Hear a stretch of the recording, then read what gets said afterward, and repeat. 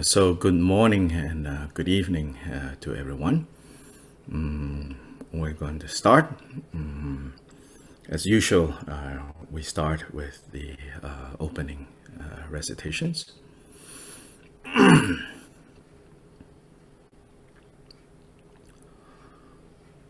All mother sentient beings, limitless as the sky, especially those enemies who hate me, obstructors who harm me, and those who create obstacles on my path to liberation and all-knowingness.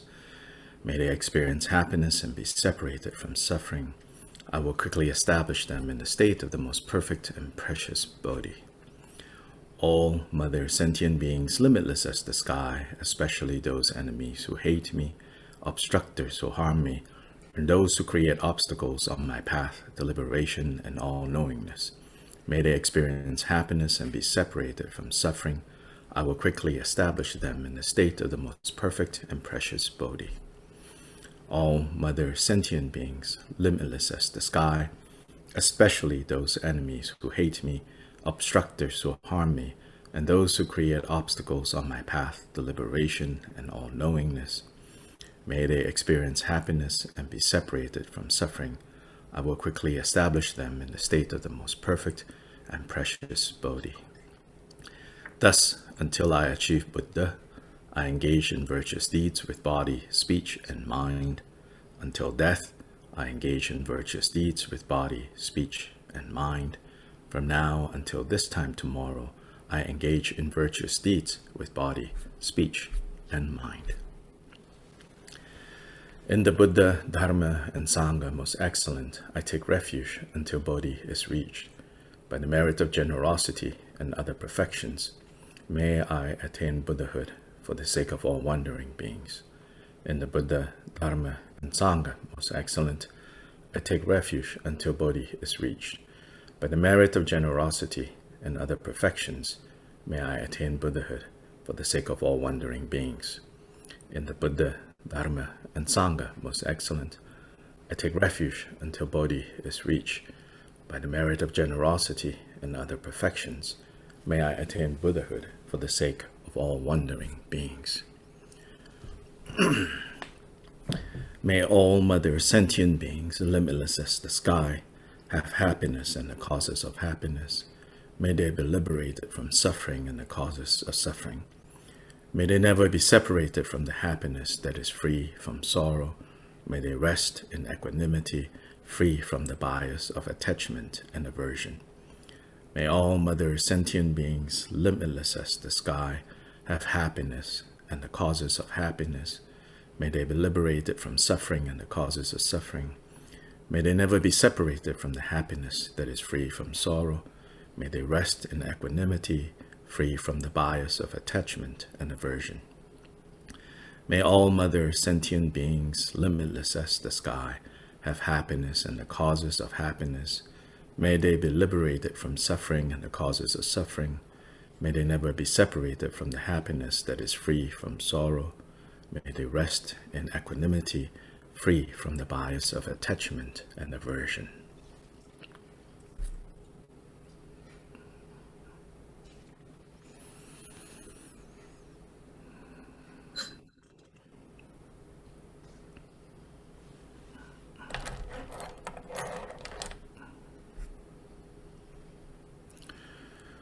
Whatever slight virtue that may have been gathered through prostrating, offering, confessing, rejoicing, requesting, and beseeching, I now dedicate to complete Bodhi. So what we're going to do this Saturday and next Saturday, from 9 to 11 New York time, a.m., So if you're in Asia, like Singapore or Malaysia, that's 9 to 11 p.m. Then all the other time regions, thank you for taking time to participate in this. So basically, what we're going to do is to have an overview and a review of Chapter 8 of Bodhicharyavatara. So this program is not to be confused with another program which will start on May the 11th. That is the one that we are hoping that we will have interpreters to interpret the teachings. Yes, that's the one starting on May 11th. And it will be, the aspiration is for it to be the entire Bodhicharyavatara. So we'll start from chapter 1, stanza 1, and go all the way to chapter 10, to the last stanza. That will meet every Tuesday and Saturday, morning or evening, depending on where you are.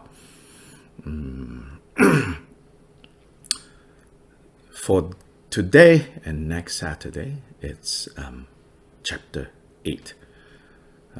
This is happening because I was asked to do a kind of a review or 2 sessions to help those who have been studying this with Khenchen Rinpoche recently, to integrate the knowledge, the understanding that have been gained from studying chapter 8 to kind of our daily lives. Yeah.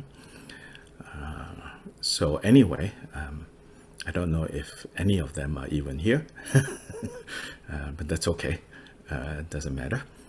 This is a good opportunity for me not to waste another morning doing nothing in particular. So hopefully I'm not wasting your time, so that after 2 hours you say, well, I just spent my morning or evening doing nothing in particular. So anyway, chapter 8 is the chapter on meditative concentration. For those of you who are unfamiliar with Shantideva's Bodhicharyavatara, if the structure of the Bodhicharyavatara is basically that it's in 10 chapters. According to the history and the account of Shantideva teaching this text, it said that very early on, after he first taught this text, and it was memorized and circulated around, there was actually a dispute among different groups as to whether it's this length or this length. So apparently there is a 9-chapter version and a 10-chapter version.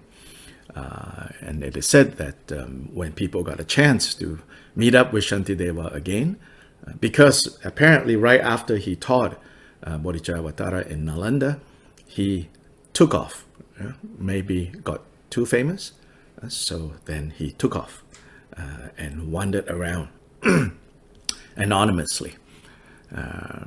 So then people were circulating 2 versions of this text. So the version that has come down to us is the version with the 10 chapters, and supposedly the one that later on Shantideva verified and said, yes, this is the most complete version of what I taught. So in these 10 chapters, the 10th chapter is the chapter on dedication. So the dedication that he wrote, he composed as a conclusion to this very famous, what became very famous text. So the dedication in this text has become very popular, so that it is frequently recited, especially in big pujas, when people want to do extensive dedication prayers. Shantideva's dedication prayer is one of them. So then, chapter 10, as I say, is dedication. Chapter 1 is an introduction. So chapter 1 is called the Excellence of Bodhicitta. So there, Shantideva basically gives an overview of like what is bodhicitta and why is bodhicitta so important, so amazing. So that is the excellence of bodhicitta right at the beginning. Then following that, 2 chapters, which basically you could say is it's a mini ritual, mini ceremony for generating bodhicitta in a formal way. So chapter 2 is called Confession, and chapter 3 is called Taking Hold of Bodhicitta. Confession there is basically that before you generate bodhicitta, you have to give rise to regret for all the unskillful ways that we have habitually engaged in. Yes? So kind of to expose those faults, to expose those unskillful ways of acting, so that we become, in that way, a vessel, a clean, a appropriate vessel, container to contain this bodhicitta that will be generated. So chapter 3 is the ceremony proper. Chapter 3.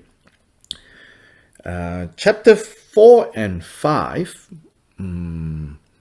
these 2 chapters gives us the basis of mind training. So chapter 4 is called Carefulness. Chapter 5 is Vigilant Introspection. And these are, you can say, 2 sides of basically the same thing. What we today call like mindfulness actually falls under these 2 topics. So we have to maintain carefulness, and vigilant introspection is about the ability to look at things, to face things, to handle things that turn up in our lives with the proper reference point. Well, so to introspect. So that's chapter 4 and 5. Chapter 4 and 5 together has been explained in the commentaries as basically corresponding to the second of the 6 paramitas. So all of you, I think by now you know, yeah? The Bodhisattva path is said to consist of the practice and the perfecting of what's known as the 6 paramitas. The first paramita is the paramita of giving, of generosity. And where is the perfection of generosity in Bodhicharyavatara? It is found, not directly, but indirectly, it is found under the chapter called Taking Hold of Bodhicitta.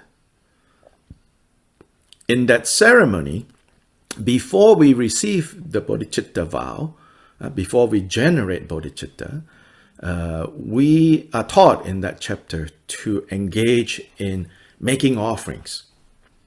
Making offerings to all the objects of refuge. So that is the paramita of generosity.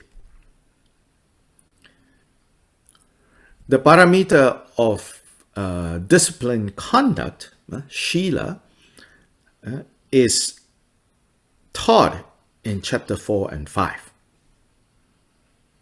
Now, chapter 4 and 5, carefulness and vigilant introspection, doesn't give you the specific do's and don'ts in terms of conduct. Like the vows, right? You should refrain from killing. You should refrain from stealing. Why it is not explicitly kind of discussed in chapter 4 and 5, which is about ethical conduct, it's because if you know the circumstance of this, how this teaching came about, this is when Shantideva was teaching, sharing this teaching with his fellow monks at Nalanda monastic university. So they all already know their code of conduct, their Vinaya, Pratimoksha, individual liberation vows, and the do's and the don'ts. So they already know that very well. So Shantideva doesn't need to go into that topic. But what he gives in chapter 4 and 5 is basically the mind and the training of mind that is necessary in order to accomplish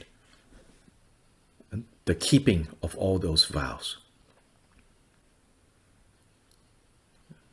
Yeah, so these two qualities of constantly maintaining carefulness in body, speech, and mind, and constantly responding to life situations, to day-to-day happenings, with the ability to look back to the Dharma, to the teachings, to inform how we face things, how we handle things.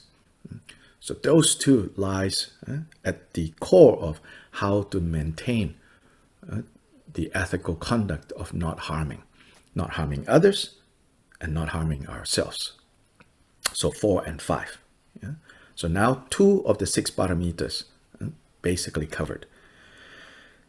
Chapter 6, 7, 8, and 9 is the other 4 of the 6 paramitas.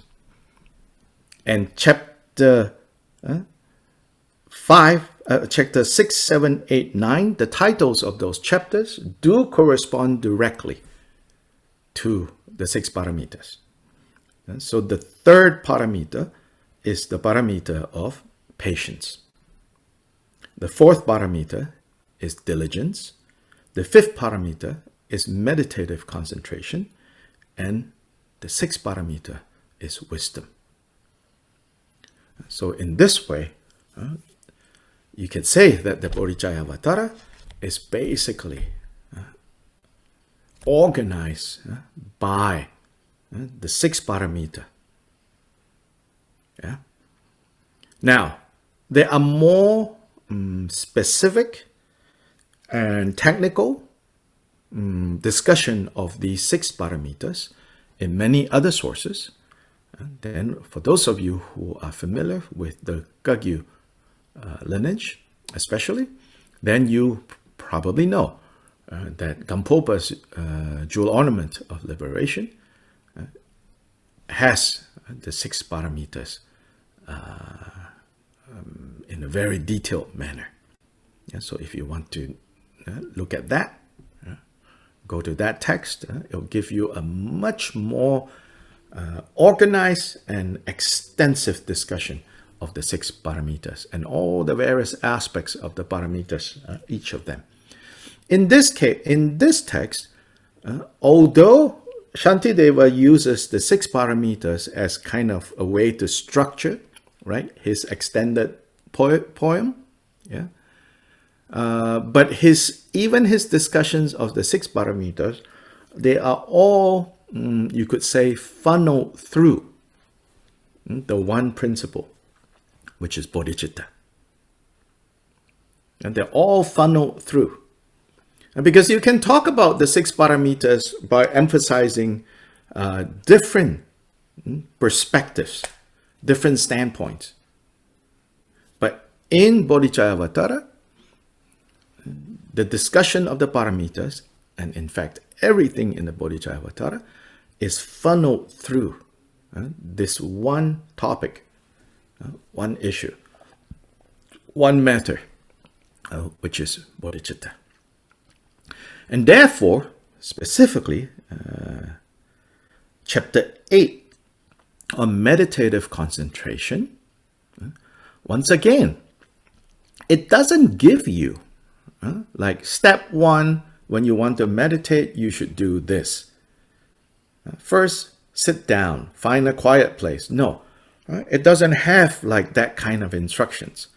And in fact, it also doesn't have instructions on, like, you might think, you know, things like, you know, consider your mind this way or that way. No, because again, what is the topic, so to say, that you should meditate on? What is the topic that you should cultivate your mind? Bodhicitta. So, chapter 8, if the ability to be focused, to have concentration, to have unmoving attention is the skill to be developed, nonetheless, this skill has to be developed with an object, right? I mean, you could have a very stable mind, a very focused mind, yeah? And the object is to get rich, to make yourself famous, right? To be able to perform really well, you know, at your debut at, you know, America Got Talent. Yeah? So the object is really important. So here, the object, the main object in chapter 8 is on bodhicitta. And then, in terms of having the ability, developing the ability, cultivating the ability for our mind, for our hearts, for our focus, to remain unmoving on bodhicitta, there has to be prep work. In order for the field, the plot of land that you want to cultivate, tomatoes or herbs, you know, for the season, you have to prepare the ground. And in terms of preparing this ground, what does Shantideva teach? What does he emphasize here? Basically, developing freedom. Freedom from all the things that keep us tied up, that keep us imprisoned, that keep us powerless, that drags us around. And what does that? What primarily does that to us in terms of the afflictive emotions? Here, the main afflictive emotion that is highlighted in chapter 8 by Shantideva is what we can call attachment. Desire that leads to attachment, that leads to entanglements. And this desire can arise in a very subtle, naive, seemingly innocent way. And then it aggregates, right? It grows and it grows and it grows. Then it's no longer satisfied so easily. I just think in terms of like how we develop, you know, as infants, as babies. Initially, that desire is very basic, just survival desires related to survival. Yeah, so not feeling hungry, not feeling yucky, not feeling cold, too cold or too hot, at the beginning, this desire is just very basic, very subtle. And also when those desires are fulfilled, right? Then a sense of ease, right, develops. So I think like on the brain level, I'm not talking about the mind, yeah? Now let's look at it just from the brain level, So certain chemicals are released in the brain level, right? When those desires are fulfilled. And those of us who are lucky enough to have caring people around us, particularly maybe our parents, that was very good at fulfilling those very basic desires when we were first born and completely helpless. So when those desires were fulfilled, there's a sense of ease, right? Now from that sense of ease, we begin to gain confidence in being more demanding. So then desire of other types begin to grow. But even that, when you're a child, up to a certain age, right, your desires are still very simple and easily fulfilled without getting too much kind of in the way.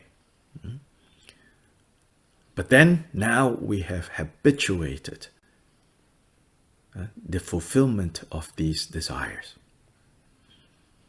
And then it grows stronger and stronger. Then we begin to experience more and more frustration.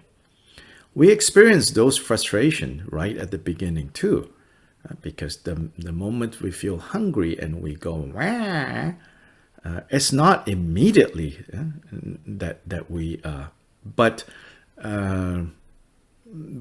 those frustration, fairly immediately, they were easily kind of pacified. But over time, our desires become more and more complicated, more and more abstract even. Then our attachment and our entanglements become tighter and tighter, messier and messier,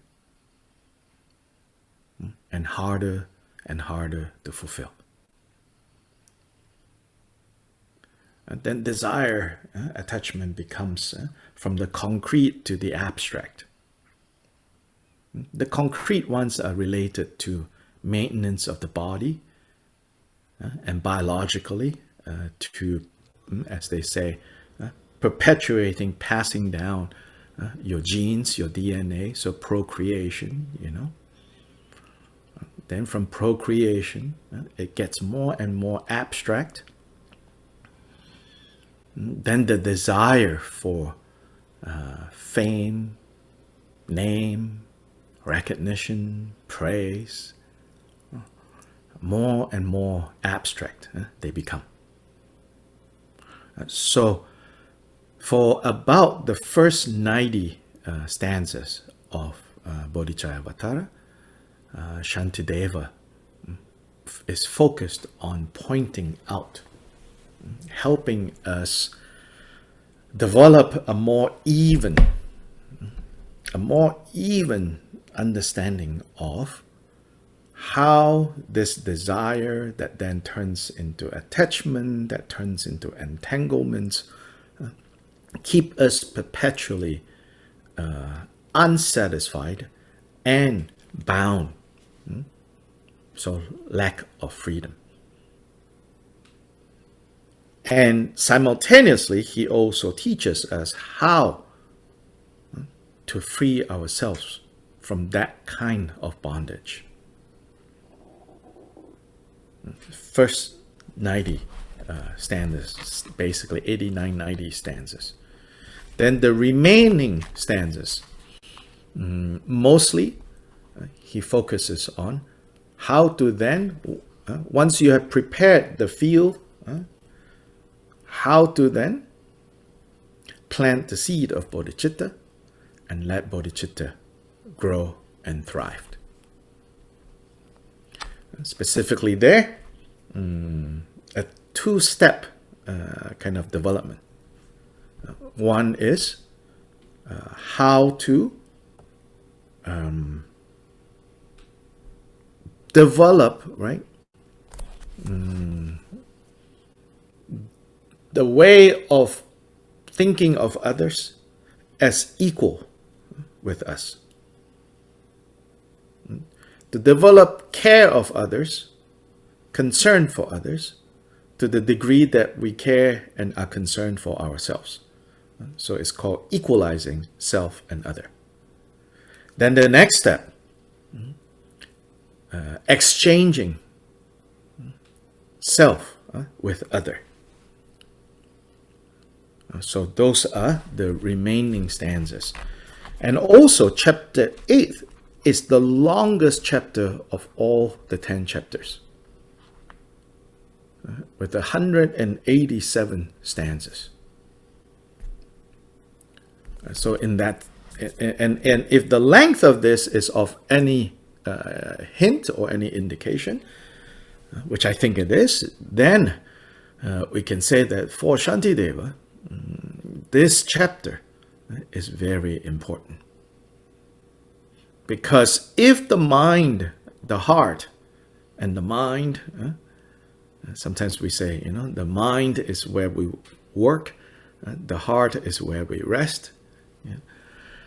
So the heart mind, if the heart mind is not stable, if the heart mind is, they say, like a feather stuck in, this valley. There's one example like this, like a bunch of feathers in a valley pass between two mountains. So think of like very tall mountains, and then with a pass in between, and you have a bag of feathers, that you let loose there, because of the way wind funnels in there. This feather is so completely under the control of the winds that pass through, back and forth. It'll go this way, it'll go this way, it'll go up, then it'll go down. Try, getting all the feathers back into the bag, into your pillow that you broke there. It'll be impossible. So our minds, our hearts, will be completely out of control. We're completely helpless if we don't know how to settle the heart, settle the mind. So first part of chapter 8 is on that.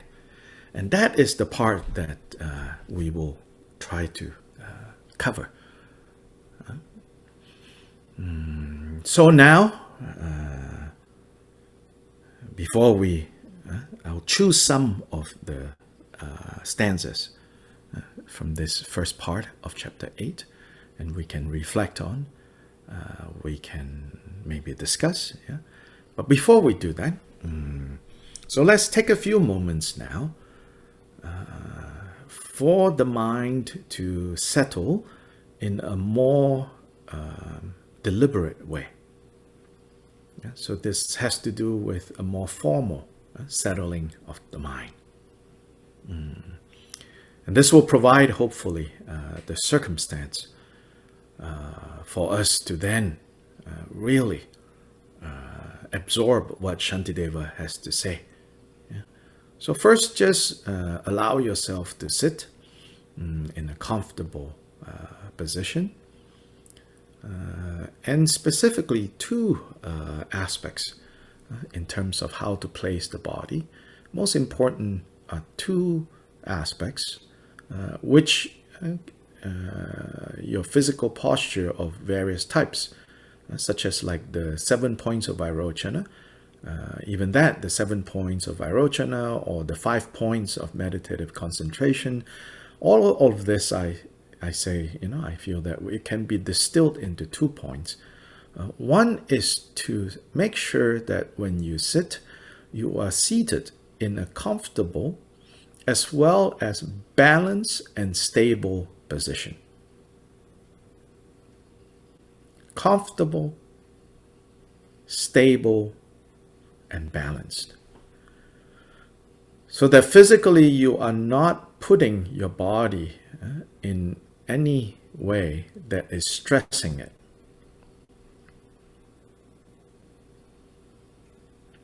There is a place and a time for the skillful use of stress on the body.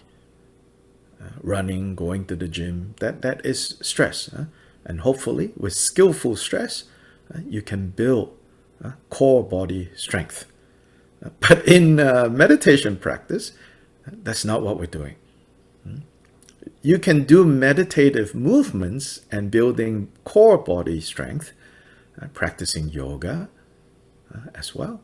But here the emphasis is place your body in a position where it is most conducive to the mind settling and becoming quiet. Not the mind shutting down, but the mind settling at rest and quiet. So first key point is body is comfortable, evenly distributed your weight, and stable. The next key point is to keep this body upright. So even maybe like pulling up your body a little at the beginning, kind of pulling it up a little, elongating your spine. Then breathe out, rest. Let your spine settle. Then again, breathe in slowly, deeply. Pull your body upwards. And your chest pull backwards a little. So for a few moments, exert a little bit of stress and then breathe out, relax. Do that a few times. As you breathe in, as you inhale, pull up your spine, pull back your shoulders, then relax.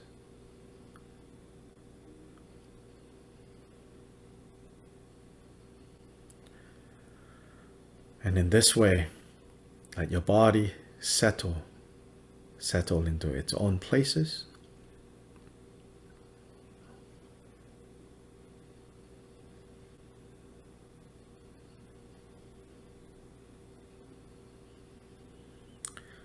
Making the resolve that you're not going to fidget, you're not going to move.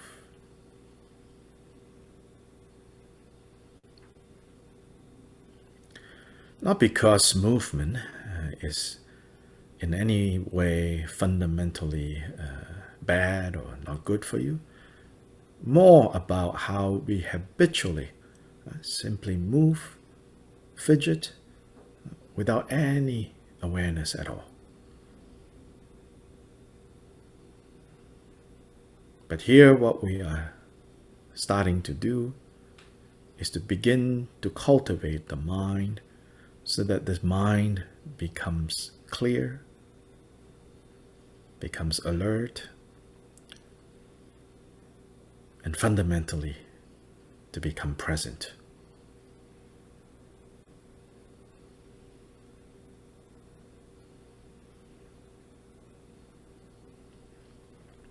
Make a resolve to tell whatever else that arises in your mind to just wait for you. That right now, they should just wait for you, and then put them down, drop them off.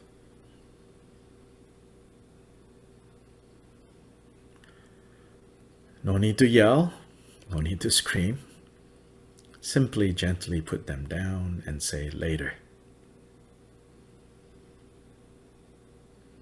For now is the time to let body and mind settle and be content to not do anything or go anywhere or improve anything.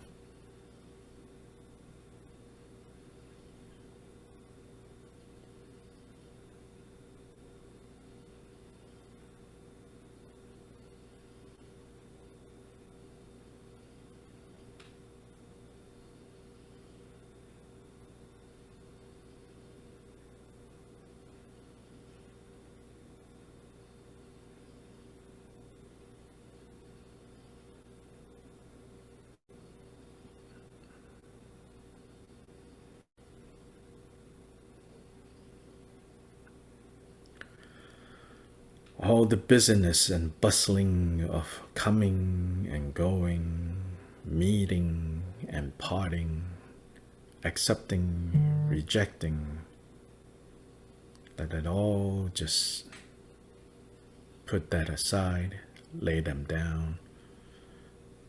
Don't fuss with them, don't feed them. Just release them.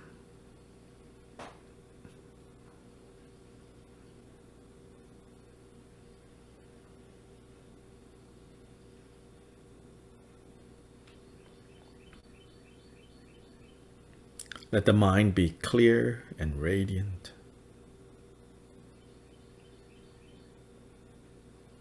Not fuzzy, not asleep.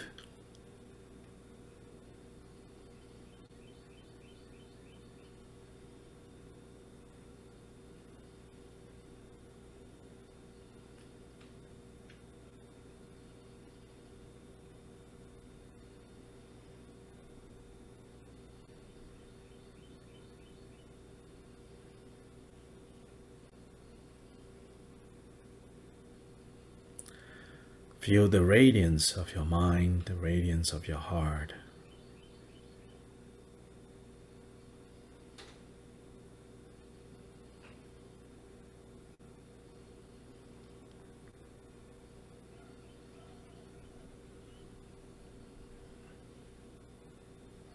No need to block the doors of your mind, which are the senses. Let those doors remain open. Just don't run out of those doors, chasing after whatever those doors and windows are showing us. But sit inside this house completely satisfied and content to just sit inside this house and let all the windows and doors remain open with the least bit of interest of running after what turns up at the windows and doors. Because you're content, you are satisfied to just sit inside this house.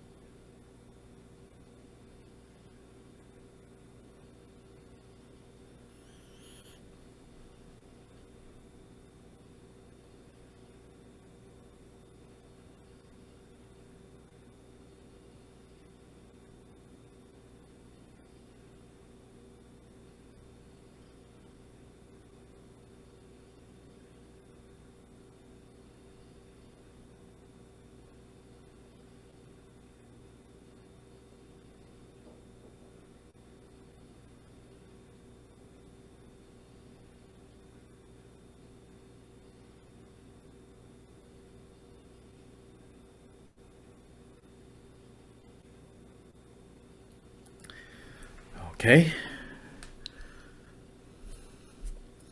as just a few moments of being able to just leave things alone. So let's see if you have any questions of what I have said so far. Questions or comments, please unmute yourself and share with us.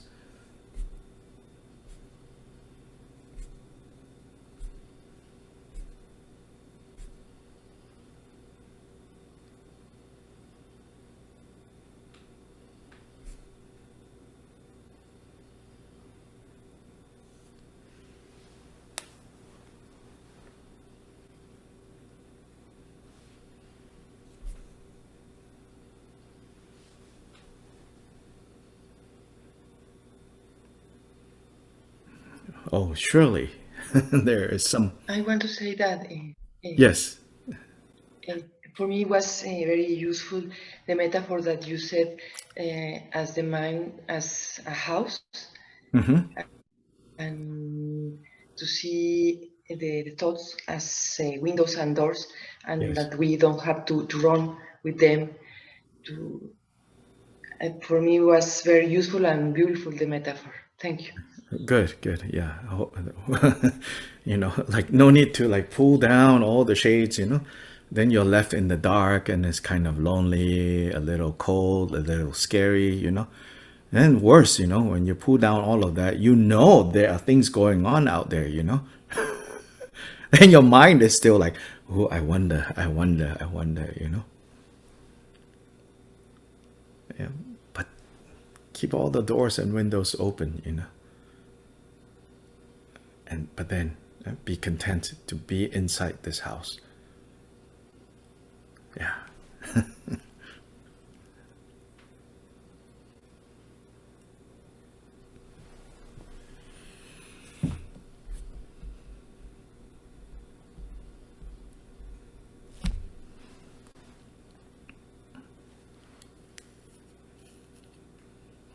Other observations or?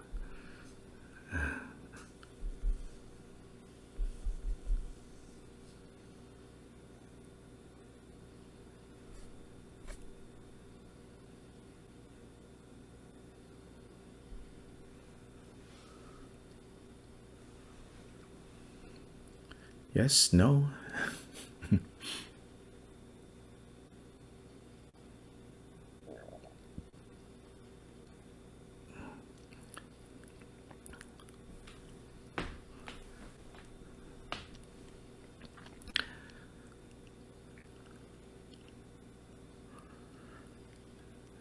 If not, let me continue then.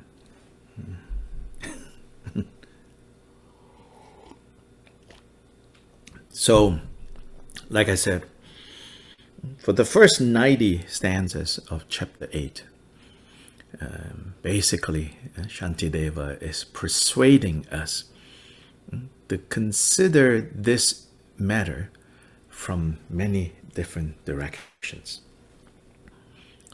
To consider the matter of how much we get dragged around by our desires, by our attachment, and by the frustrations that come when these desires and these attachments and these entanglements that cannot be satisfied.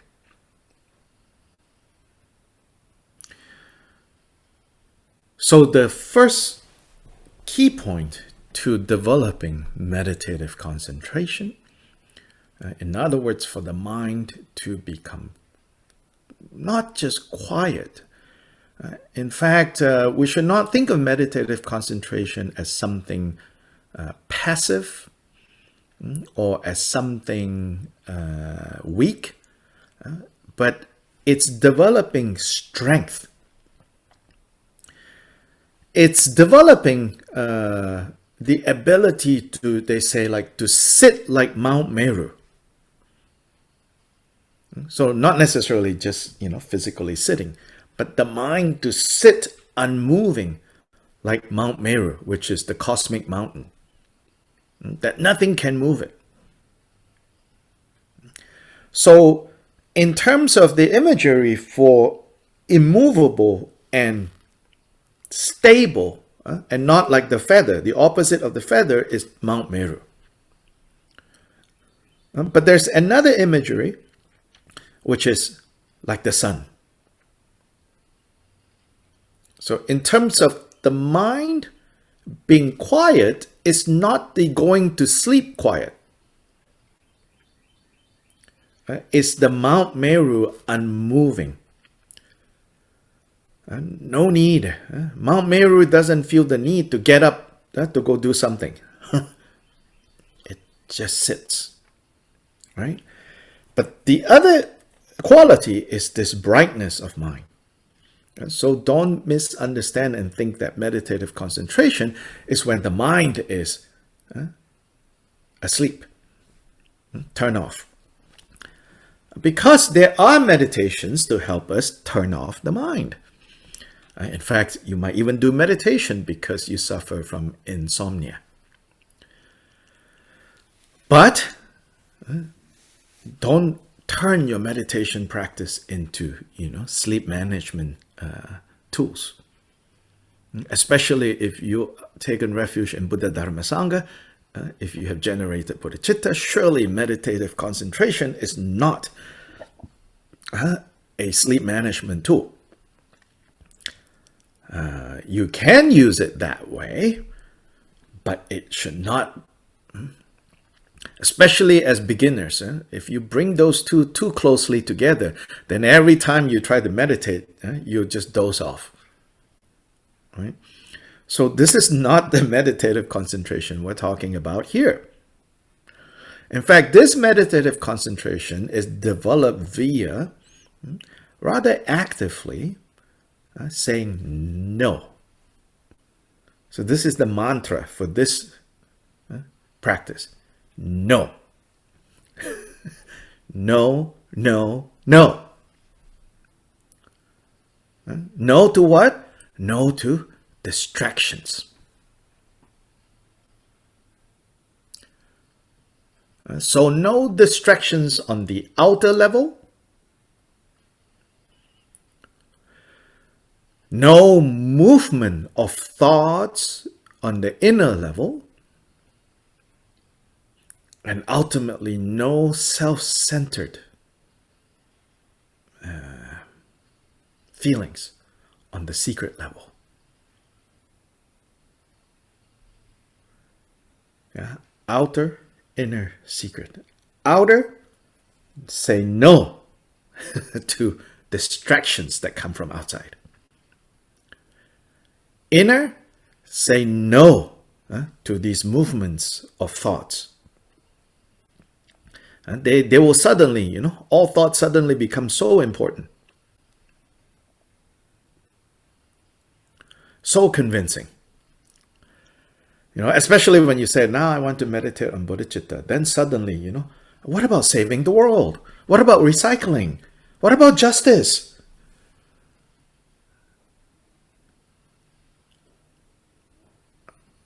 Those are maras. Insofar as what you're trying to do now. Not saying that justice is not a good cause to fight for. Not saying, protecting the environment is not a good cause to fight for.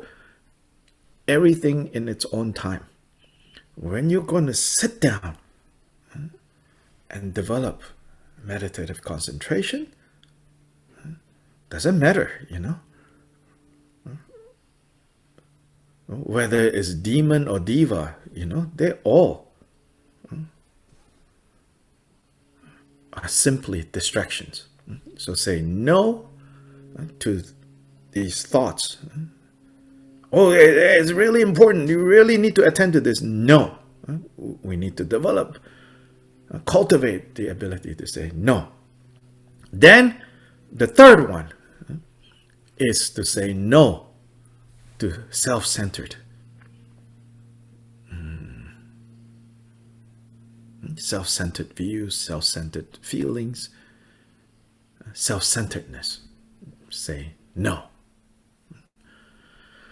Shantideva also teaches us how to look at The disadvantages, of course, of these distractions, these movements of mind, these feelings of self-centeredness, he also highlights the advantages. I would even say the pleasures of the solitude of body, speech, and mind. There are some beautiful stanzas in there, in contrast to very vivid stanzas about, how like full of filth one of the objects of our attachment is, our bodies and the bodies of others. It says, so one side of the meditations, you can say, here meditations in the sense of reflection, because this word meditation, it's a, well, in English itself, it covers a broad range of mental activity. Yeah? So I'm using it in this sense, this broad range of mental activities, right? So under this, the meditations that Shantideva provides in the first 90 stanzas, there are some very strong things said about the body.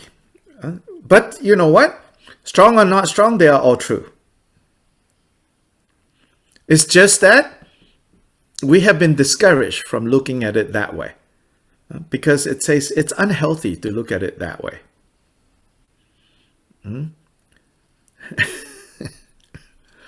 There's also business interests, capitalism also is conspiring against us looking at the body in this way.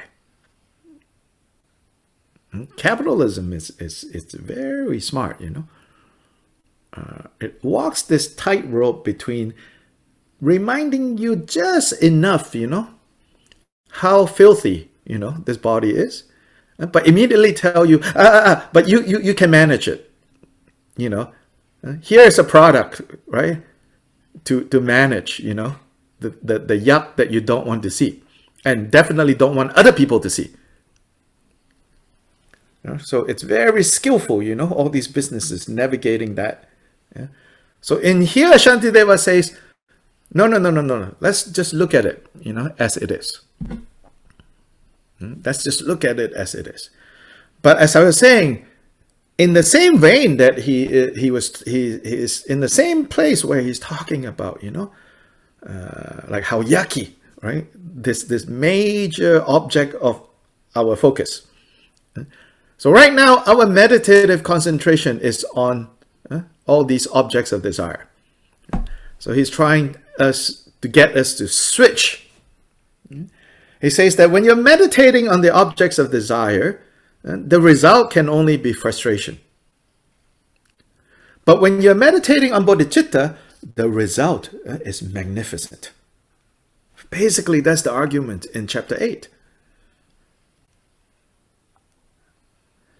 Because to meditate on all these other objects of desire,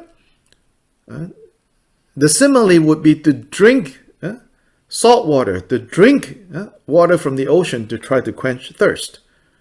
It can only lead to dehydration and frustration. Whereas if we switch our meditation to bodhicitta, it can only bring good and satisfaction for self and other. And so he praises, for example, some beautiful stanzas on nature, of being out in nature and undisturbed by anyone, and also not disturbing nature, not going into nature to hunt, okay, or to forage for yummy mushrooms. Again, there's the time and place for all of that. But he says, instead of the hustle and bustle of being in towns and cities, and being with, I would add, right, your smartphone, which is outsmarting all of us. He says, leave all of that. Leave all of that alone. Go into nature. And in nature, where you can achieve freedom from all the demands that everybody, everything at all times is demanding of you. Then, when you can put down those things, then do these two things, basically chapter 8. One, look at all the faults of the ordinary objects of desires. In the end, it's just frustration.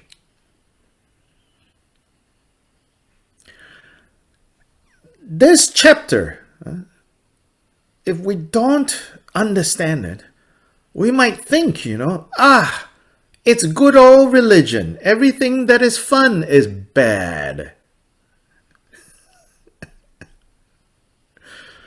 Here you go again. All the fun things. The grown-ups tell you, bad. But behind closed doors, they're having a good time. So almost, if you approach chapter 8 wrongly, it feels almost like what we would call puritanical, like pleasure is illicit, is bad. And so you should do the opposite, torture yourself. Look at how your body is filled with excrement, It's like, such terrible views of the body. Isn't the body nice? Yeah, because I showered this morning, after a week or two of not, naturally, it takes on a different smell. And no matter how clean, right? You clean this body. Yeah. To be really blunt about it, right? Every inch of the body you thought you have cleaned, And then you go, whoa, what is this? One tiny speck of feces is enough to get you to stop everything and run into the shower and redo the whole thing again. Just one speck. Worse if you don't know where this speck came from. Even if it is from yourself, you immediately rush in and redo the whole thing. If there is someone else close enough for you to suspect this came from that person, you will be in there for a long time. We just don't want to talk about this. Right? Kind of like the simultaneous practice of like denial, right? And exaggeration.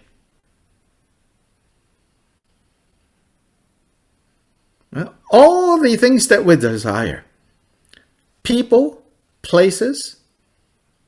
What's the wheel of fortune? People, places, and things, or whatever. People, places, things, those categories. All objects of desire. Yeah?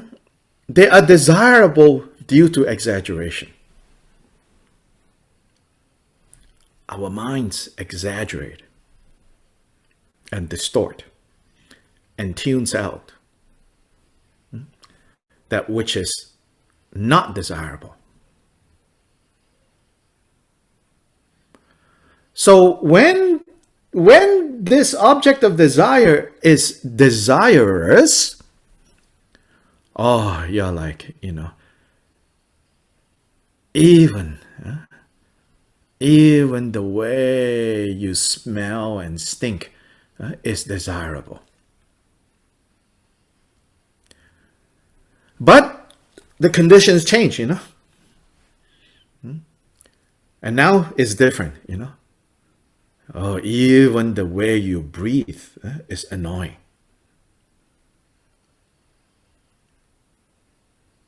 Yeah, you're like holding the pillow and going, should I do it? Should I do it? Should I do it? No, don't do it. Don't do it,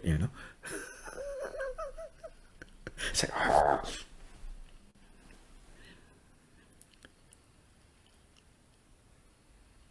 it's all, exaggeration and denial.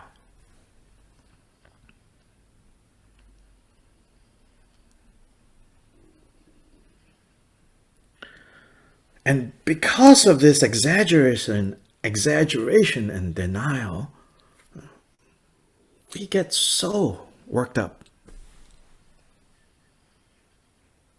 Physically, frustration causes, we say, lung energy to flare up. Lung energy is a type of energy. You can also call it wind energy, but it's not literally wind. Yeah, it's not like, oh, I had too much broccoli, feels gassy now, That's not lung. And calling it lung energy is because that energy has qualities very similar to wind, meaning they can move very quickly. So that particular type of energy, right, in Tibetan medicine, lung, beken, and tripa, there are 3 types of energy. Lung energy is the type of energy that is related to our emotions going up and down very quickly. Mood swings, in other words. And according to Tibetan medicine, mood swings, if you trace mood swings, of course, ultimately, so Tibetan medicine may be different from modern medicine, allopathic medicine, is that it ultimately traces all of this back to the mind. So its Buddhist roots is strongly there. But before it goes to the mind, there is a midpoint, and that midpoint is related to these life energies. So it says that when desires are frustrated, then it encourages a spurt of this lung to go out of control. And then it creates a lot of turmoil in our lives. We're constantly in the mode of fight or flight. In terms of our nervous systems, our nervous system. So there is the what they call it, rest and breathe, so to say, and then there is a fight or flight. So this lung energy, when it is functioning well, it is to provide you the ability to fight or flight, run.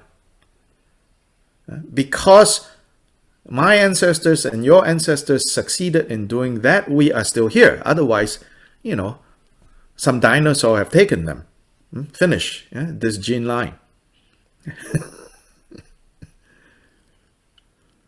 But when this is out of order, exaggerated, then we are constantly, in the state of fight or flight. In terms of the language of lung, our lung is constantly being stirred up. So then the mind is exhausted again and again and again and again. And so we run out of steam, we run out of energy.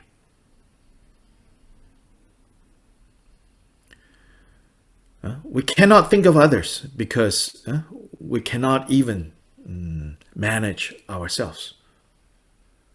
And the more we cannot manage ourselves, the more we get annoyed with other people around us.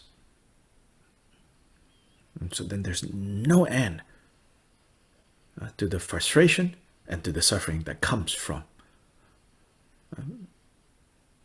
being under the control of desire, attachment.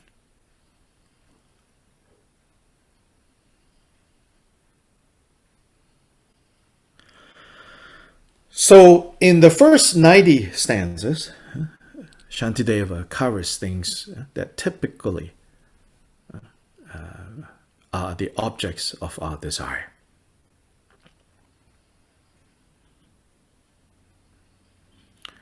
So he begins with having us turn our attention to what is translated as worldly life.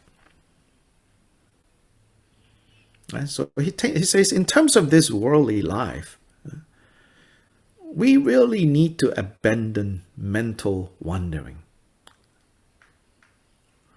This wandering, mental wandering, it often begins as, again, very innocent. It's just mentally we wander around. Then the problem is that once we start wandering around, meandering around, then we get lost, then we get in trouble. Then very soon we get caught. Then no longer wander around nicely, you know. It sounds very idyllic, especially when the weather is nice. Oh, I'm going to go wander around in the neighborhood. Yeah, but pretty soon you are like getting into fights with neighbors. Then you lose the fight, right? Then you are dragged around by the neighbors, so to say. So this mental wandering, you have to say no. Yeah, see, the good news, right, in all of this is, you know, even when Shantideva uses such strong language to highlight, right, the faults of the objects of desire that we habitually go after. The good news in all of this is you can easily be free from them if you have resolve enough to say no. Yeah, they're not like, you know, say the tax department, the IRS, you know, you cannot just say no to it. You need to hire a lawyer and an accountant to talk to them. And lots of paperwork, you know. But as for what Shantideva is describing, you know, all those can just be handled if you are resolved enough to say no. Then that's it, you know. But then, of course, you know, we are not convinced that they are, you know, that dangerous. And so we are like, no, maybe.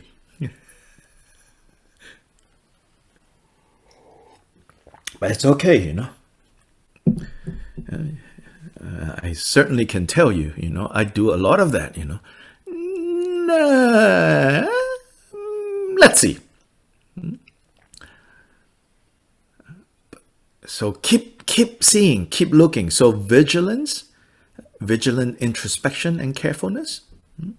If you have developed some vigilant introspection, even if you say yes to some of these things, you know, there's some vigilance there. Yeah? There is some vigilance there. Then even when we're suffering,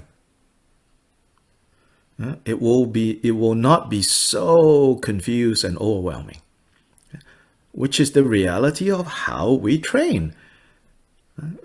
We sometimes think, you know, when we read things like this, we think, oh, I'm there, you know.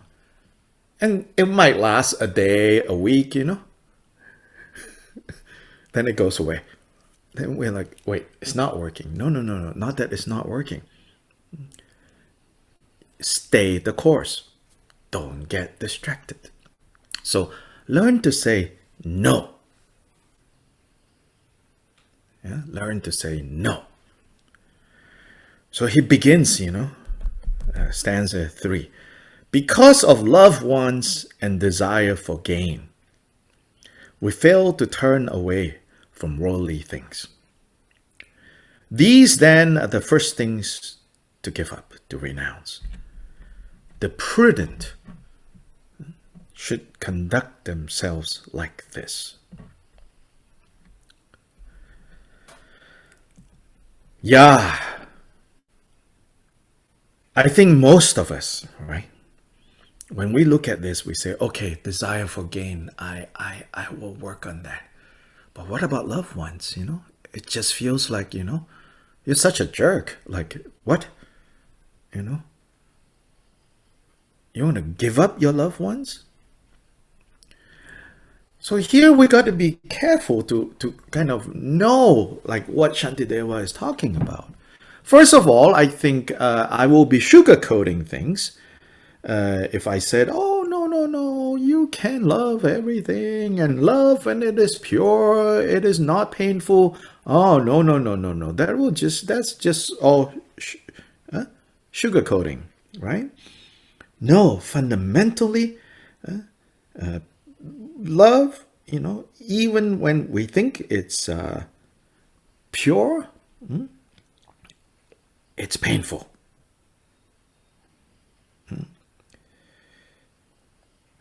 It's painful. So that, you know, it says we have to see that. We have to see that. We have to recognize that. Now, here when it says, you know, you renounce that, it's not talking about it, or at least at the level that you and I are, we're not talking about, you know, saying goodbye to our loved ones and say, you know, no forwarding address, don't come looking for me, I'm gone.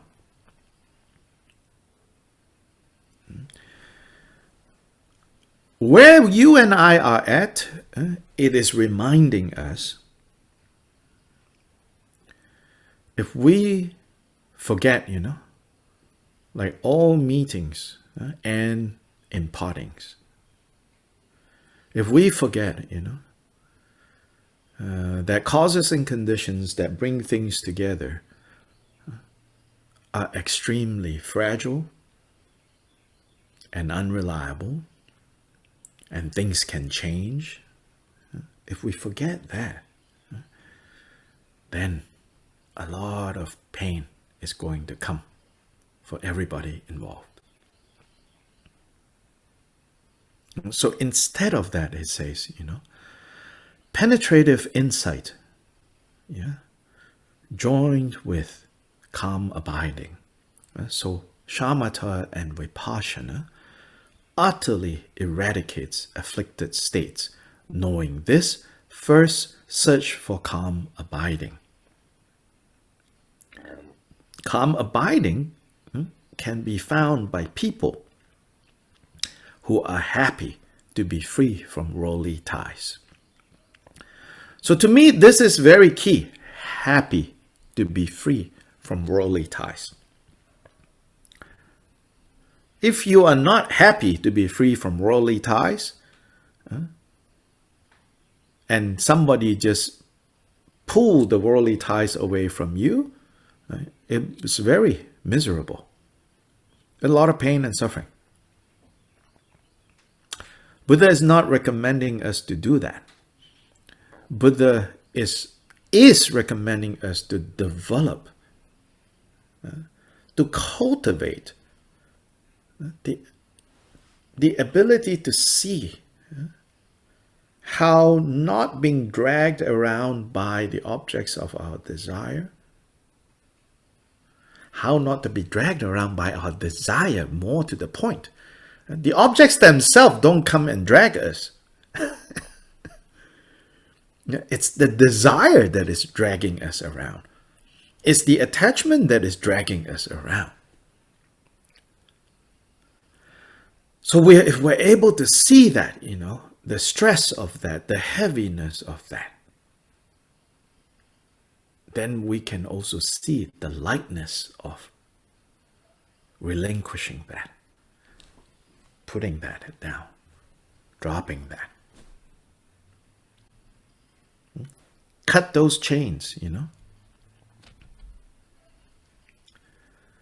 Stanzas 5 to 16. He teaches us to give up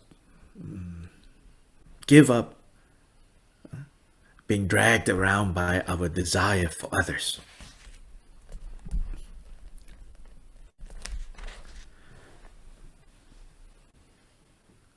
Give that up. 5 to 16.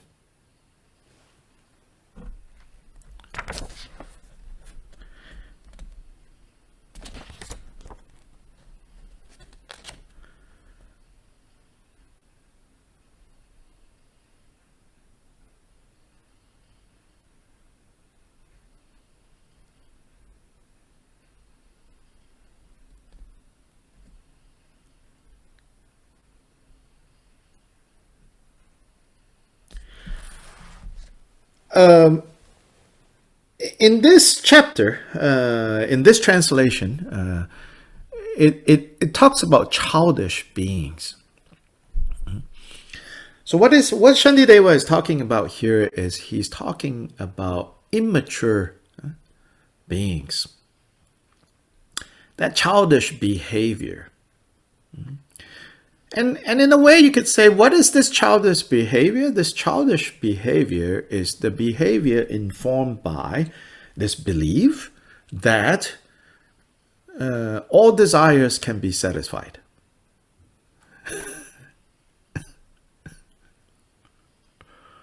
So that's ultimately what's childish. That life should be about removing that distance that separates our desire and the object of desire. That life should consist of a lifelong project of bridging or bringing closer this gap between desire and the fulfillment of desire. Again, Buddha Shantideva, says, if you think this is what life is about, you will die frustrated. Says this gap is always going to be there. Sometimes far, sometimes nearer. But far or near is not objective. Far or near is a matter of perspective, and because perspective keeps changing, it will always feel far if you become addicted to bridging this gap. So that for some people, this gap, you say, is this gap big or small? What do you think? Of course, you all know enough. This is a trick question, right? This gap here, is it big or small? Recently, I remember reading, maybe some of you remember more specifically, yeah? It says, all of the, well, this was from 6 months ago, so maybe now it's different, but they say all of the coronaviruses, that is the one that is going around killing people now, if you put all the viruses together, right, it's like one drop of dew or something like that, the size of that. Can you imagine? So in terms of that and this is huge, right? This gap. But this gap in terms of this, oh, this is small. Yeah, this is a bigger gap. But the thing is, it's not an objective. It's in relation to. And so because our thirst for satisfying desire will keep increasing, because the way we satisfy it is by drinking salt water. So that will keep increasing. So you think, like, hey, when I'm able to make this gap this small, then I'm closer to achieving. But the thing is, like, it's not.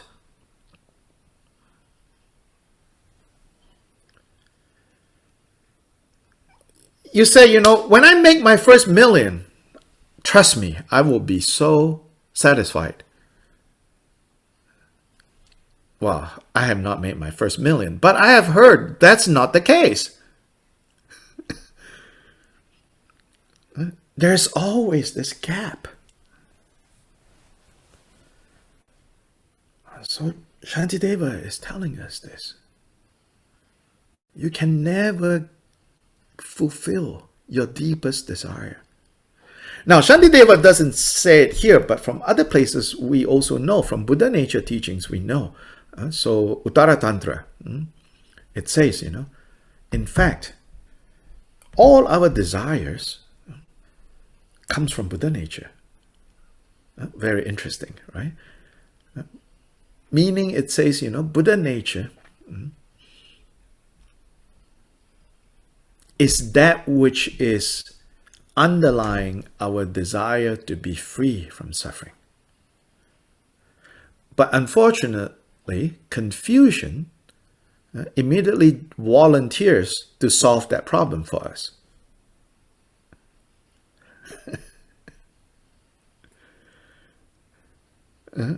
Confusion, self-cherishing, immediately jumps in. I can help. And we trust that,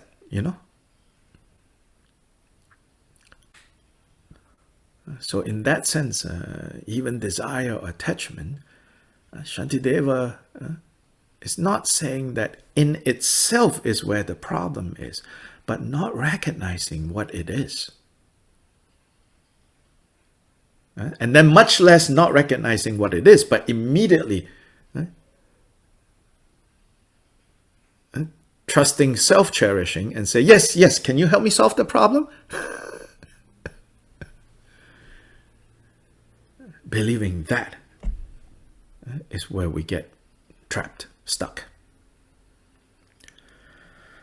So he says, only ruin, on stanza 14, only ruin can result from such a link between myself and this childish beings, this childish attitude. For they will bring no benefit to me, and I in turn can do them nothing good. So with regards to these childish people, and I can say, this is talking about people, and you'll find them around you, and also those people that are in your heads. But we all have these childish people, in us. When we start behaving like that, right? So what does Shantideva say? He says, greet them when you meet with smiles. Hello, hi. That keep on terms of common courtesy without inviting intimate relations. Be smiling, be polite, but back away, back away, back away. Don't get. Like bees that get their honey from flowers, take only what will serve the practice of dharma. Treat everyone like new acquaintances and keep yourself from close familiarity. Now, again, he is addressing first and foremost his immediate audience or his fellow monks. And that is the choice that they have taken to live differently. But it has same implications for us. It's just a matter of, based on our circumstance, to what degree we can practice this without being overwhelmed. So that's important. But if you have made that decision, like his fellow monks, he's reminding them, don't go around currying favor from people. And this is good advice for religious people, teachers, monks, nuns, Don't get too cozy with others, with students, with patrons especially. Your donors, your sponsors, people who help you, all of that. Gotta be careful. This is not being cold. This is just that, because if the one, like the teacher or the one who has made a resolve to live differently, cannot act better and know better, then there's no hope.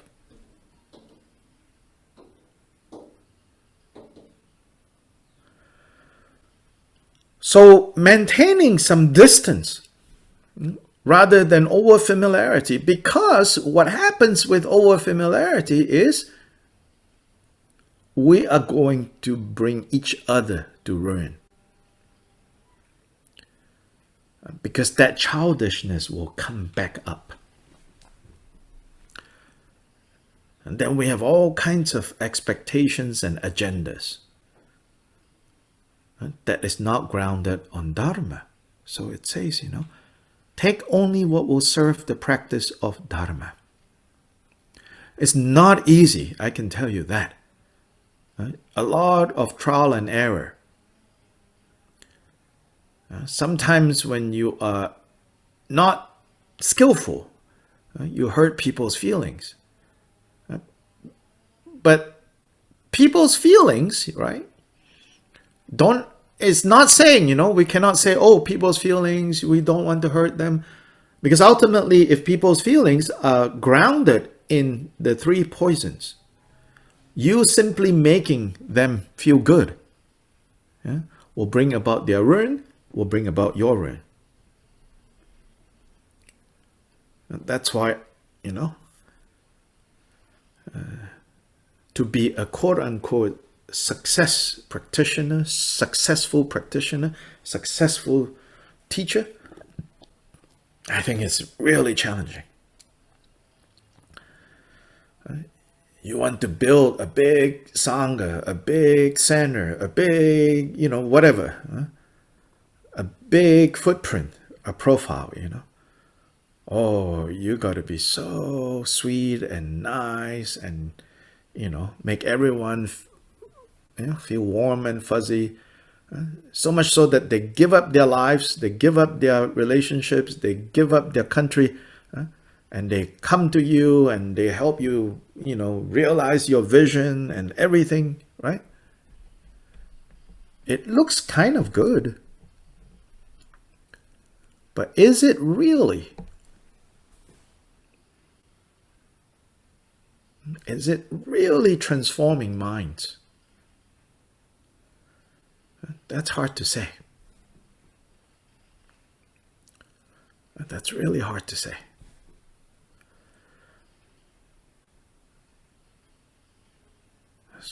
So here, Shantideva says, be careful. Yeah.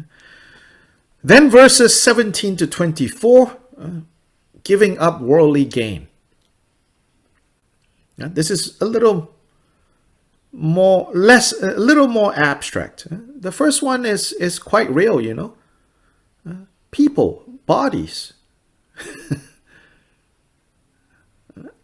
Bodies, of course, I don't just mean in a sexual sense, that's one of the big things about bodies.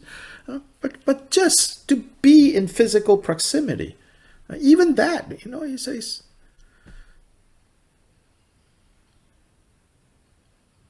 you get easily into a situation where in the short term it looks like things are good, but Dharma could be perverted at this point without us even knowing that we have gone down that road. So then, giving up worldly gain. It's a little bit more abstract.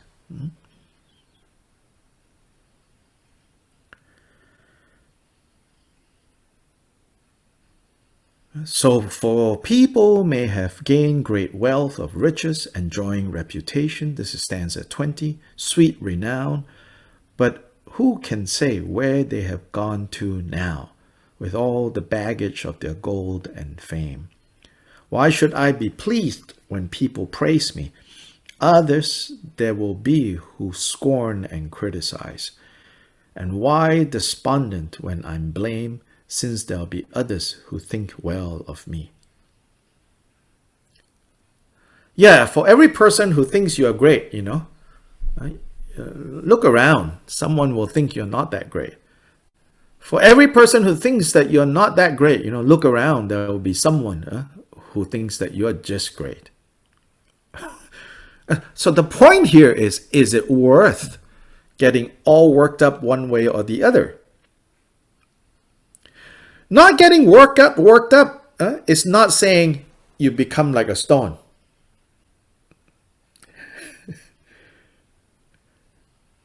But it is saying you become like Mount Meru, the super stone. Mount Meru, stable, not move so easily. Not get carried away by, praise. Not get dejected by blame.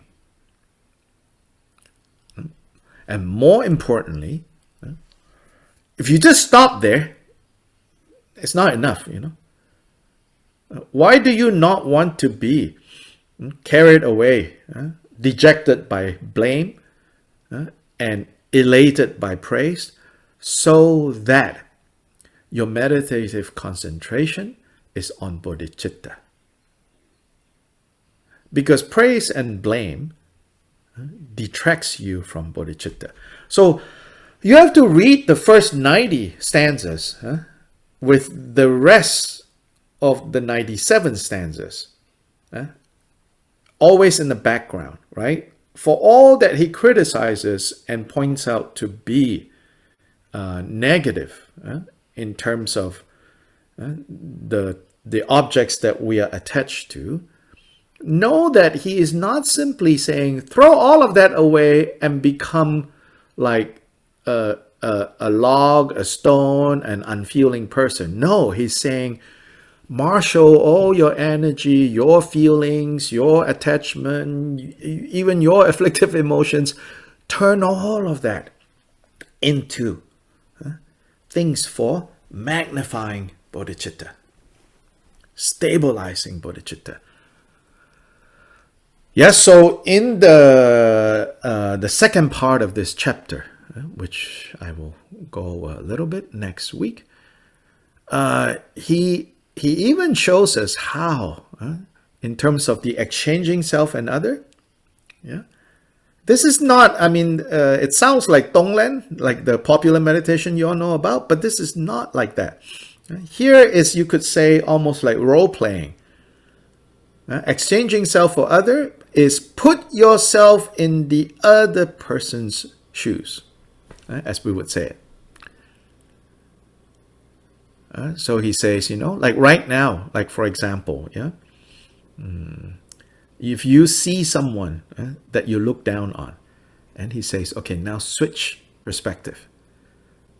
Temporarily try to imagine being the person that you're looking down on, and then look over to the other side.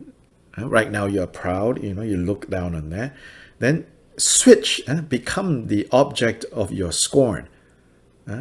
And from there, look at, your old you, the prideful one. And do these, what you will call thought and emotional experiments. To get, is to walk in the other person's shoes. So 3 categories in that. Those you look down on, those you are, competing with, your temporary equals, and those you're jealous of, those that you perceive to be doing much better than you. He recommends the switching. So this, again, meditative concentration chapter is not, to make you like completely like give up on everything. It's like give up on the things that ultimately will betray you, which is the idea that desires can be fulfilled.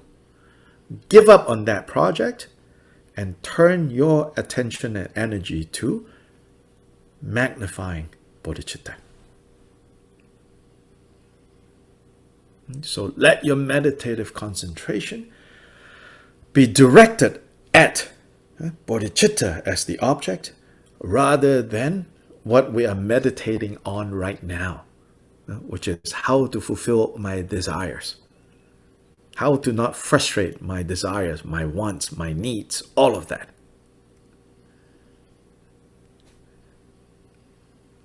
Now, questions, comments.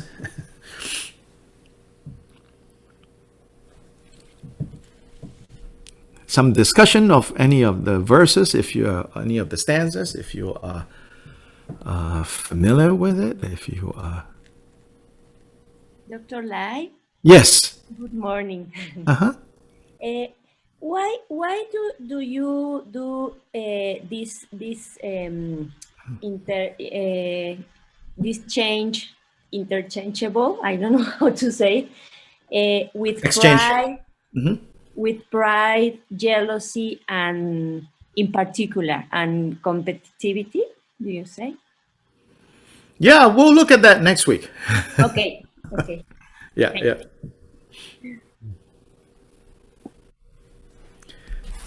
17, let me give you some.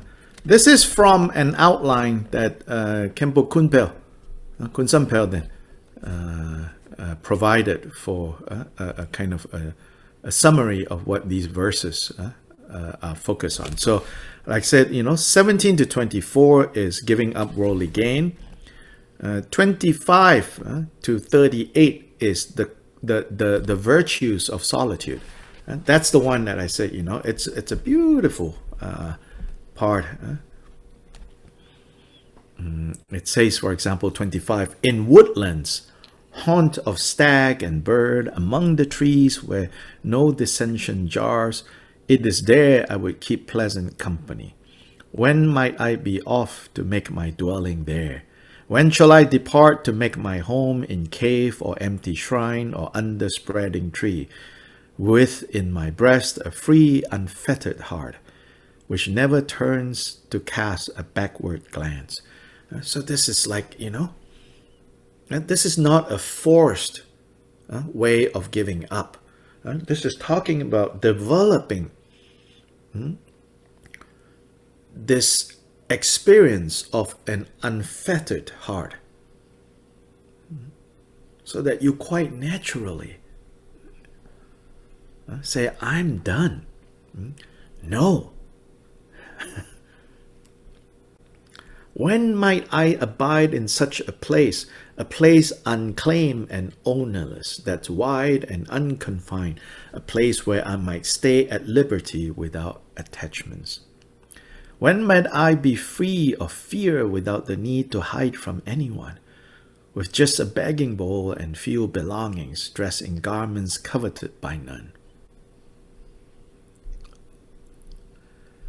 When can we give up being concerned of what people want, people like, people approve, people don't approve, all of that?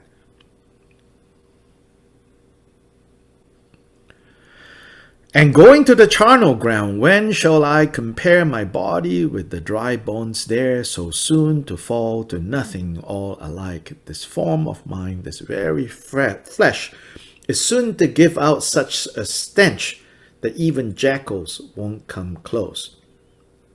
And that indeed is all it will become. Good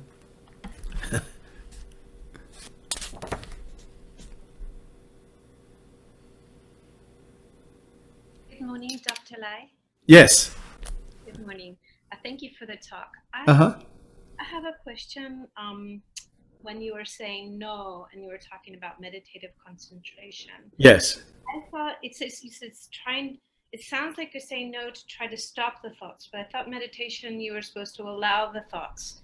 So we're not saying no to them, we're just not following them on their, wherever they take us. So I guess I was a little bit confused. We're not supposed to stop our thinking. It depends. It depends on what kind of meditation. There's such a broad range, Some instructions actually say, block it. Yeah. So it depends on what kind of meditation. But the broader question, I think this is good what you are saying. Yeah, when we say no, it simply means it's not like, okay, maybe not a very good comparison, simile, but let's see if it will work. It might just fall flat or even explode very badly. But saying to children no is not like, killing them. They're still running around, You're just like, no. Yeah, so in that sense, you're not trying to block your thoughts, yeah? But it's a fine line.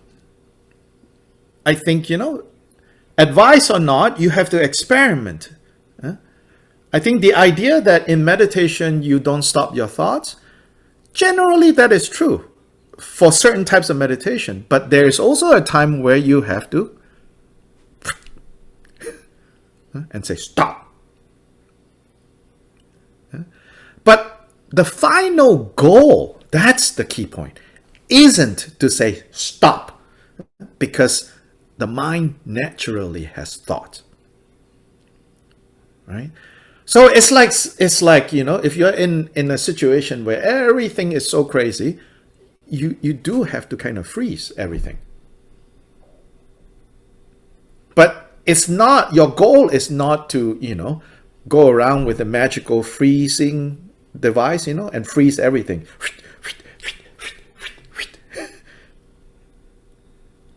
But in the short term, sometimes it is. Or I'm getting out of here. Yeah, good luck, guys. Mom's gone, You go fend for yourself for a week. I need to go now.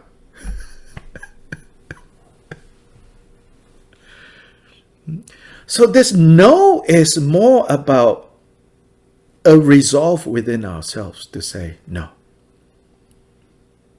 It's not telling people to shut up. It's not telling conditions to shut up.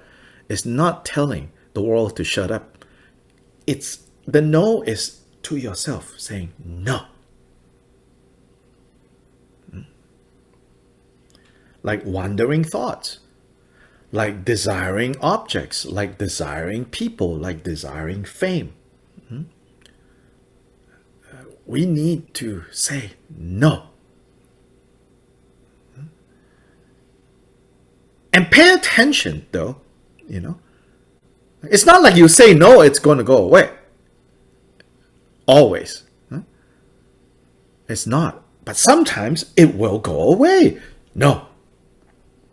Whether it goes away or doesn't go away, after saying no, you stay and you watch. But that resolve is important, which is what Shantideva is encouraging us to do in these first 90 stanzas. Learn to say no. And learn to say no not out of a puritanical view of why these things are bad. Not even out of a sense of duty or out of a sense of, oh, I need to be a good Buddhist. Or even a sense of oh, but I think of myself as a good person and a good person doesn't behave like this. All those things will not work. We will only give up things when we see that in the end they are a burden. That afflictive emotions is a burden, right? Like anger is a burden. Like frustration is a burden.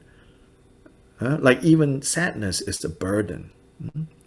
It's not to cancel out sadness. If you're sad, you're sad, right? What to do? But what to do doesn't mean nothing to do. What to do is this is what I'm feeling now, but you know what? This can be optional. But meanwhile, I will carry it with awareness and feel its weight, and feel its weight, and feel its weight, and have patience and trust that in not looking away from the weight of carrying around a sadness, a frustration, a desire, any kind of afflicted state of mind, not shying away from paying attention to the weight, and stay with it and stay with it, the more we feel how heavy it is, at a certain point, we're going to drop that. And then when we drop that, still stay with it and go, oh, whew, what freedom, you know? So then we begin to see the advantage that Shantideva is talking about. So this is not indoctrination. This is not, you know, kind of like superficial, you know, affirmations, you know. This is really about like staying with. And then in chapter 3 and 4, carefulness and vigilant introspection, those skills that we already are exposed to, we apply during this meditative concentration. Yeah. Then on the other hand, that again, always remembering, oh my gosh, bodhicitta can be so satisfying. Bodhicitta can be so beneficial. You know, bodhicitta can be just awesome.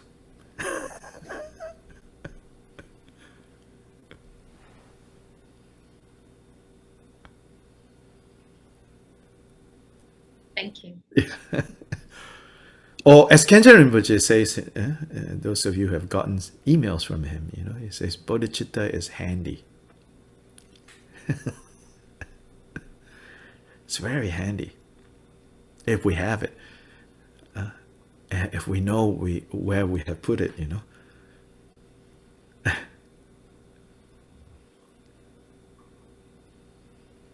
So, Han, Yes. I have a similar issue that Julia raised in very few words, and I will give it some more words. Yeah, sure. Apprehending the mind and remembering our vows. Yes. And for me, those are a little bit more than for others. Yes. And matching the behavior to the vows. Yes. External and internal. Mm-hmm. And apprehending the mind, whether you want to call it a no, not this, not that, I call it apprehending the mind, is fantastic. Yes. It's where we start. Earlier, you talked about the lung, the concept of lung. Yes. And you further talked about this ability to exchange self for others. Yes. If we repeatedly apprehend the mind, we will then fail to recognize the affective and the emotional experience that goes along with whatever we are seeing and experiencing. And then in turn, we fail to address it properly.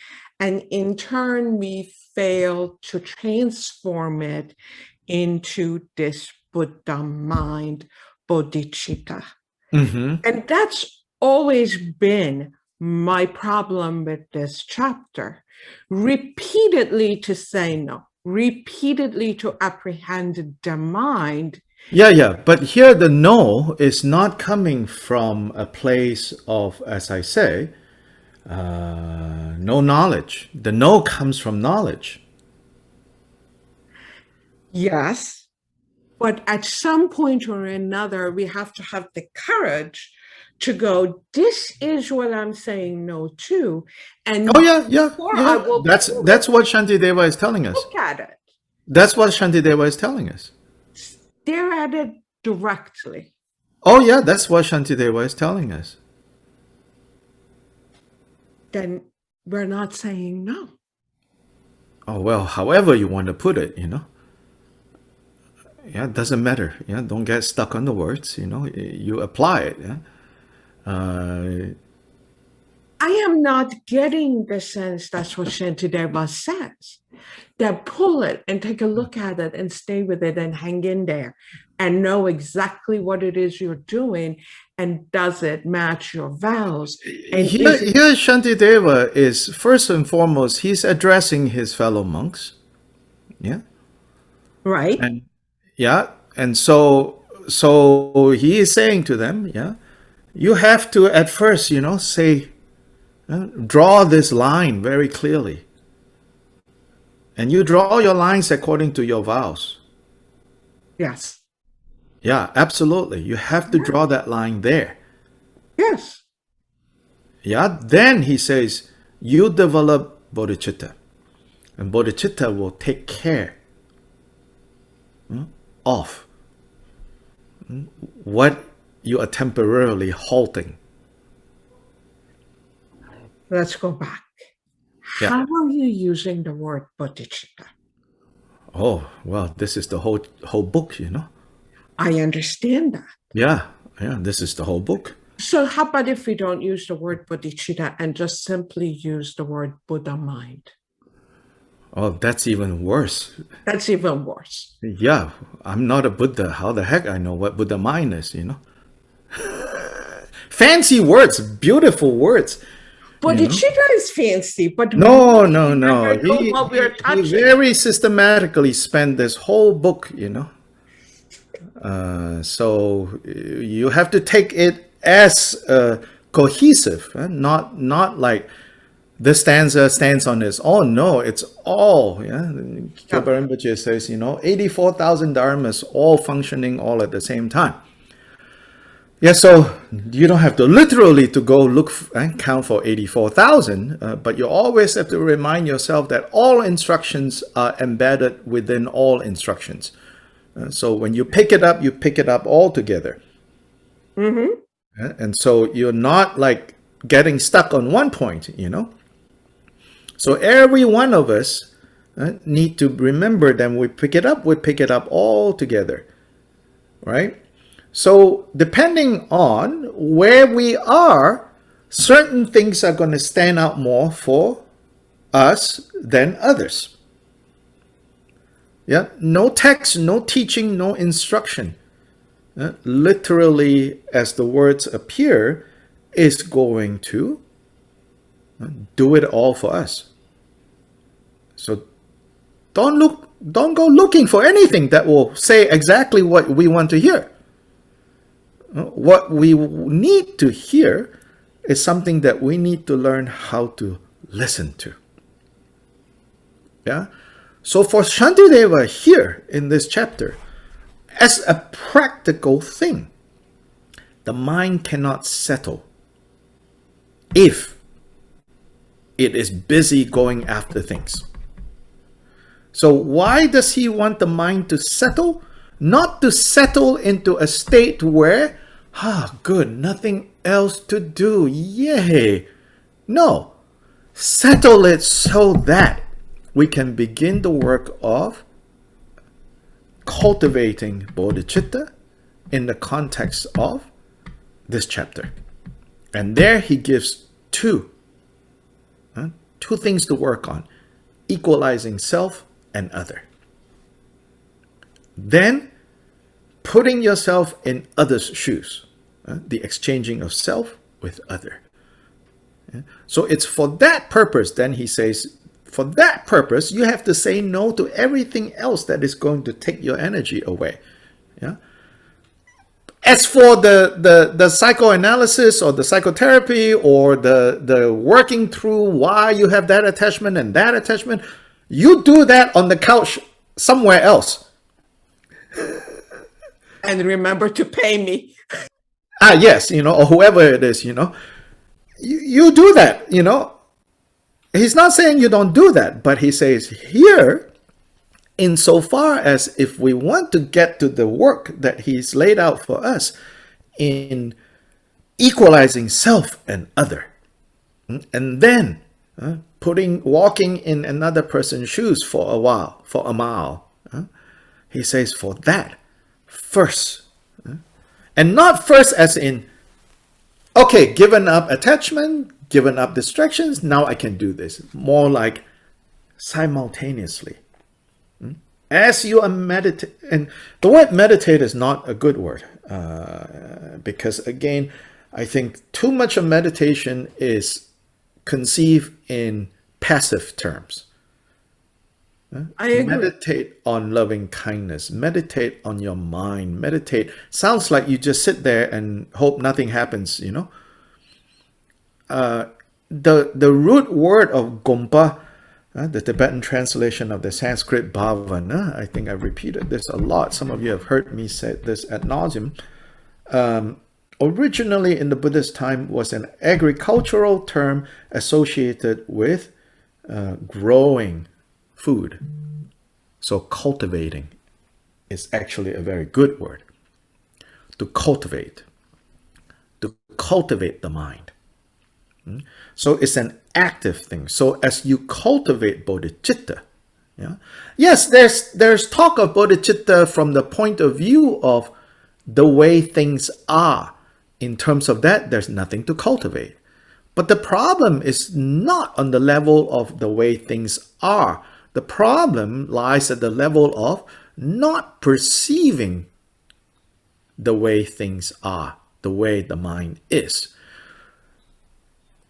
Insofar as that issue is concerned, cultivating is necessary.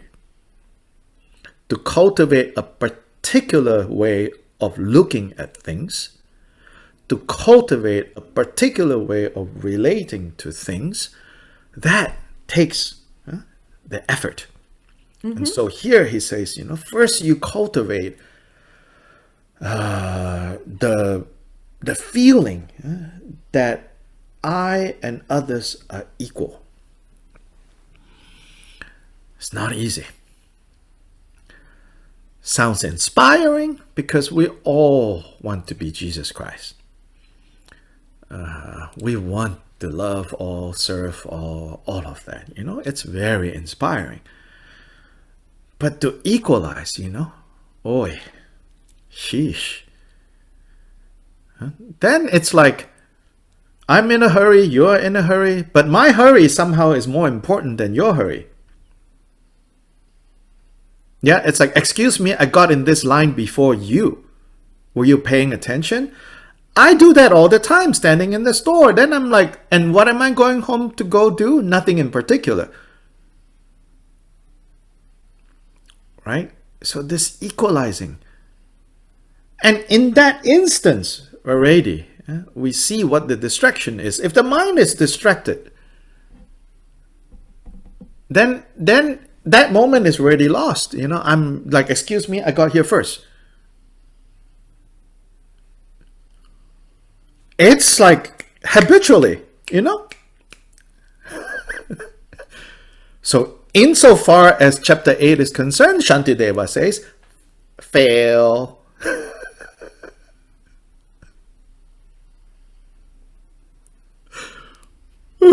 Fail. But here, no tradition of like, mea culpa, maximus mea culpa, like whipping, But you have to recognize, oh, well, here I am, That is my reality. Then, of course, we are so clever, We're like, but if the world, operated on like everybody just getting the way they get, then it will be a chaotic world. It will be a terrible world. Everything that is wrong in the world. If we let people, these kinds of people do these sorts of things, we are so like justified in our righteous, indignation that somebody cut me off. As far as Shantideva is concerned, this is a load of crap. He says, just bullshit.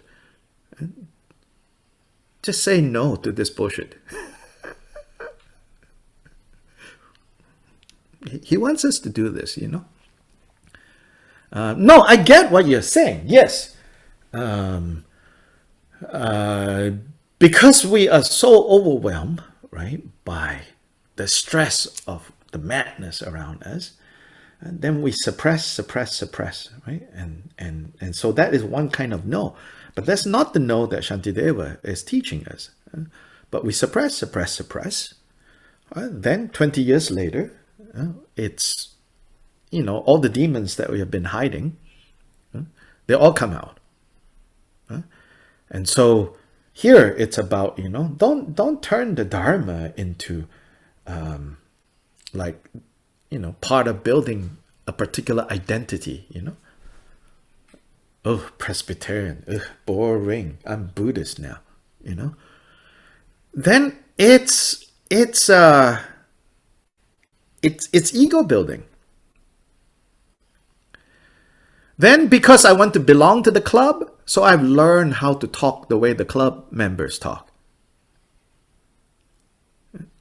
Don't turn Dharma into that. So we have to try, we have to experiment. And again, in this chapter, Shantideva is saying, here are the things that we habitually invest our energy in. Can you now begin to see how futile ultimately, and even if you cannot see ultimately, temporarily, how futile and meaningless it is to spend so much of our energy in trying to satisfy desires. So, in fact,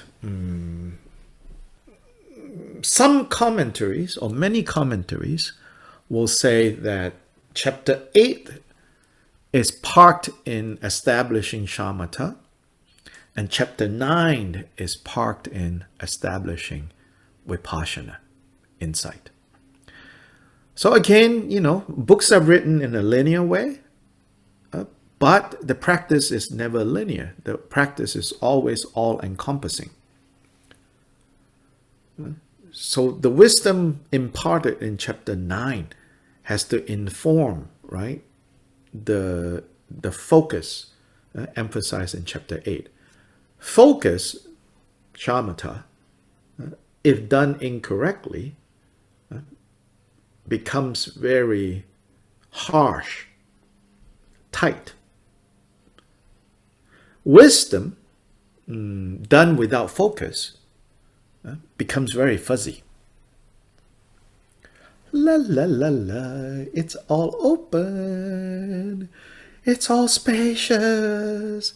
Oh, let me hug you. Ah, COVID, stay away,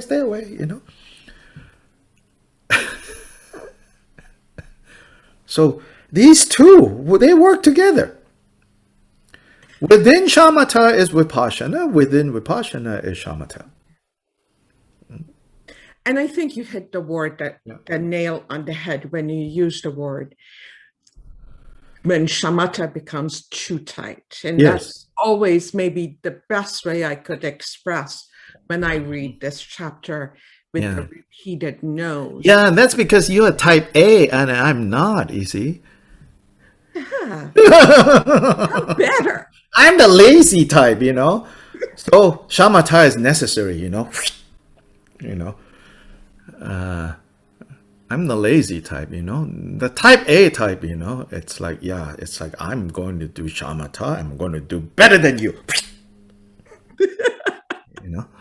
Then it becomes really tight, So we have to see, So, if we are the kind of the very spacious and lazy type, then focus on saying no, to give some focus, So shamatha and vipassana elsewhere in the Thai forest tradition, one analogy they give is, it says it's like the machete that you use to clear the forest. So this is forest living.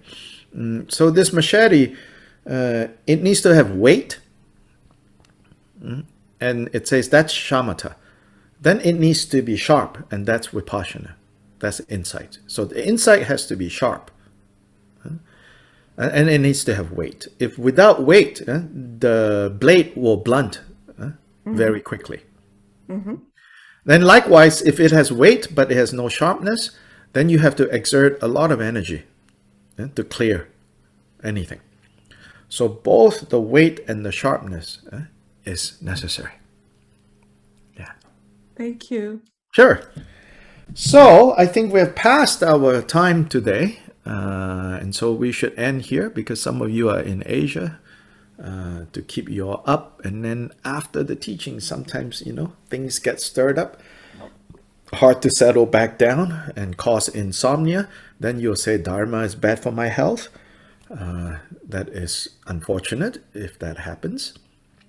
But even health, when I'm training becomes really strong, then we are less susceptible to health up and down, up and down.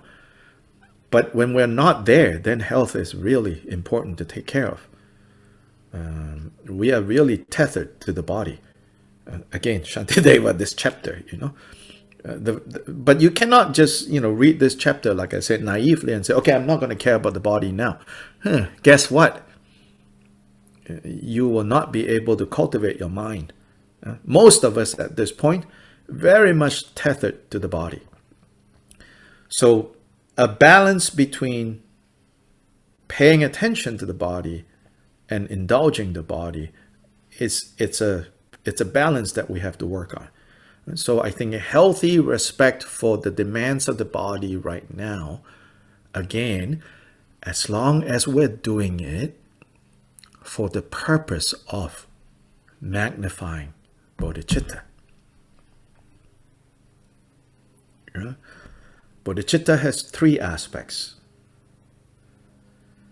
Fueled by love and compassion for all beings who have been my mothers, I now strive to achieve complete liberation and all-knowingness, because only in the state of complete liberation and all-knowingness can I truly and effectively be of any help or use to anyone. And so, fueled by love and compassion for all beings who have been my mothers at one point or another, I will do what it takes to become a Buddha, which is completely freed from all confusion and have achieved what's known as all-knowingness. But really, what all-knowingness is not like super smart aleck. It's the Buddha qualities. So when all the Buddha qualities have flourished, have blossomed, so that is bodhicitta that Shantideva is talking about here. Absolute bodhicitta, Shantideva doesn't directly talk about it. He alludes to it in chapter 9 on wisdom. The foreground of Bodhicharyavatara is what we call relative bodhicitta. Absolute bodhicitta, that's more like more directly addressed in Mahamudra teachings. But it's not absent. If it is absent from here, then all of this in this book is not effective. So it's there. Then finally,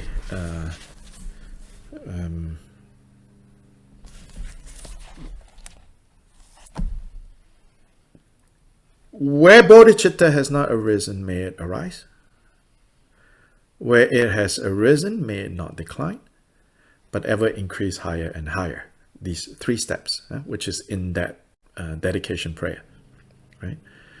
So meditative concentration and wisdom belongs to the 3rd, that it will magnify higher and higher. Where it has arisen, may it not decline.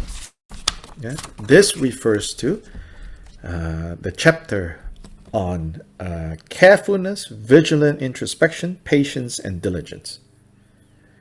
Chapter 4, 5, 6, and 7.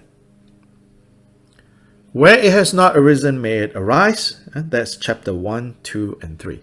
Chapter 1, 2, and 3 is to encourage excellent and precious bodhicitta. Where it has not arisen, may it arise. Chapter 1, 2, and 3 in Shantideva.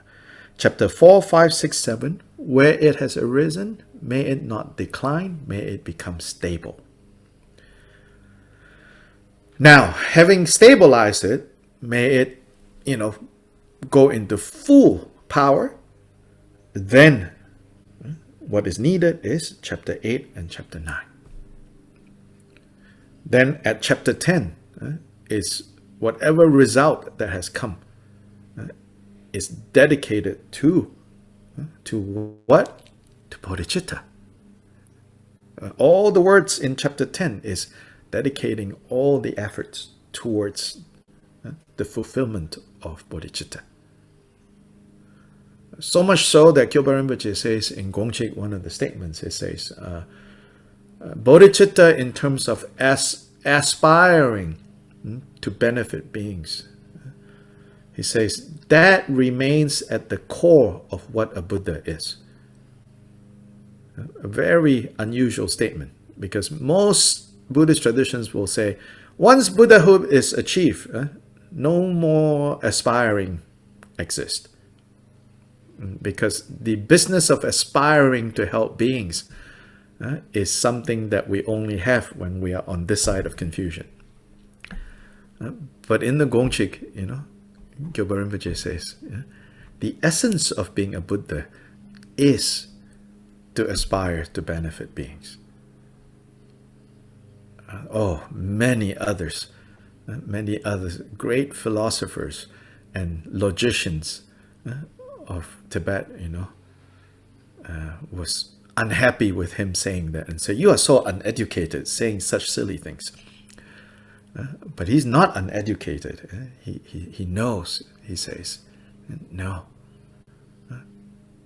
So aspiration bodhicitta, meaning relative bodhicitta. He says relative bodhicitta, even though the word is relative, he says that is what makes a Buddha a Buddha. That is the essence of being Buddha. So we end with that dedication, and so Changchu Semcho Rinpoche Ma Ge Banam Ge Gyuchi Ge Ba Nyam Ba Me Ba Ya Gong Ne Gong Du Bel War Sho.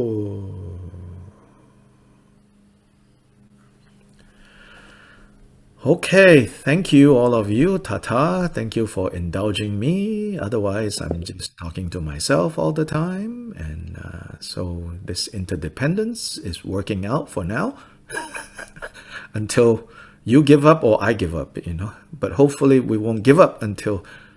actually, we never give up. It's just what I just said. Kyoba Rinpoche said, we never give up, even as Buddhas.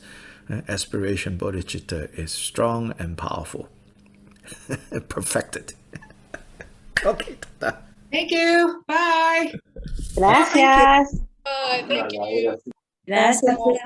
Thank you very much. Thank you so much.